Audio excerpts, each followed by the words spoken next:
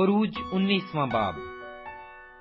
اور بنی اسرائیل کو جس دن ملک مصر سے نکلے 3 مہینے ہوئے، اسی دن وہ سینا کے بیابان میں آئے۔ اور جب وہ رفدیم سے روانہ ہو کر سینا کے بیابان میں آئے تو بیابان میں ہی ڈیرے لگا لیے۔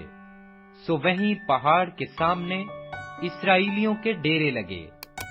اور موسیٰ اس پر چڑھ کر خدا کے پاس گیا، اور خداوند نے اسے پہاڑ پر سے پکار کر کہا کہ تو یعقوب کے خاندان سے یوں کہہ اور بنی اسرائیل کو یہ سنا دے کہ تم نے دیکھا کہ میں نے مصریوں سے کیا کیا کیا، اور تم کو گویا عقاب کے پروں پر بٹھا کر اپنے پاس لے آیا۔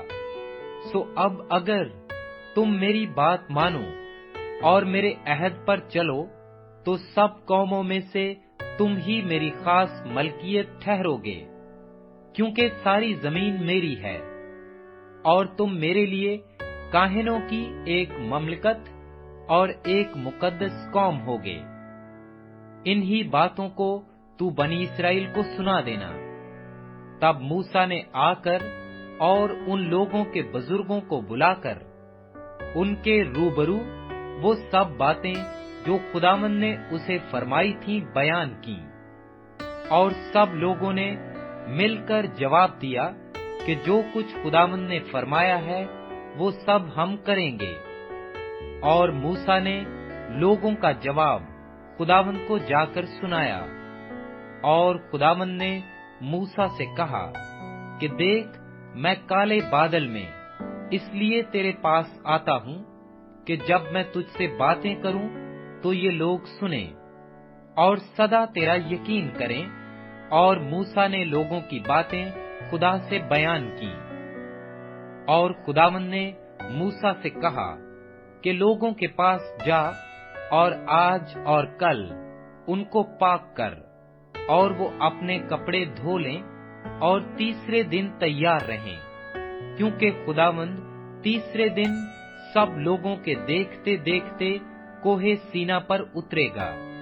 اور تو لوگوں کے لیے چاروں طرف حد باندھ کر ان سے کہہ دینا کہ خبردار، تم نہ تو اس پہاڑ پر چڑھنا اور نہ اس کے دامن کو چھونا۔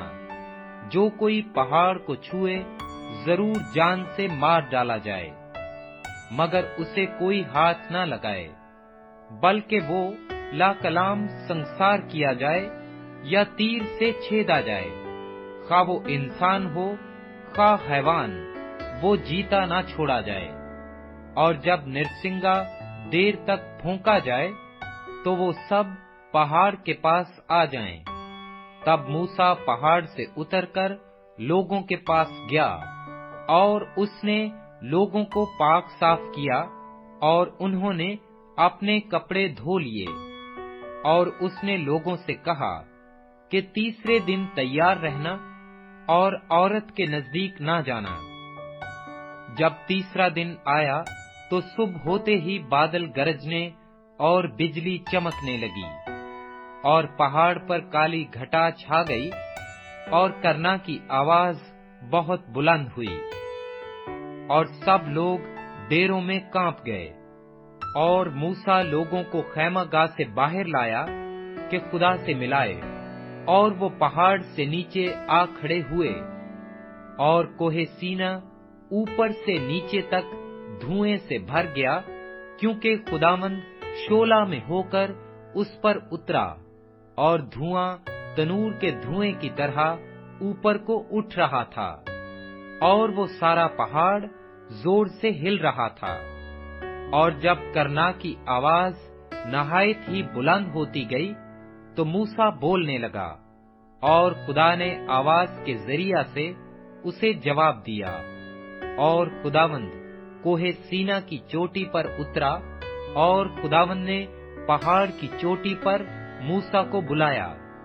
سو موسیٰ اوپر چڑھ گیا، اور خداوند نے موسیٰ سے کہا کہ نیچے اتر کر لوگوں کو تاکیداً سمجھا دے، تا ایسا نہ ہو کہ وہ دیکھنے کے لیے حدوں کو توڑ کر खुदावंद के पास आ जाएं और उनमें से बथेरे हलाक हो जाएं।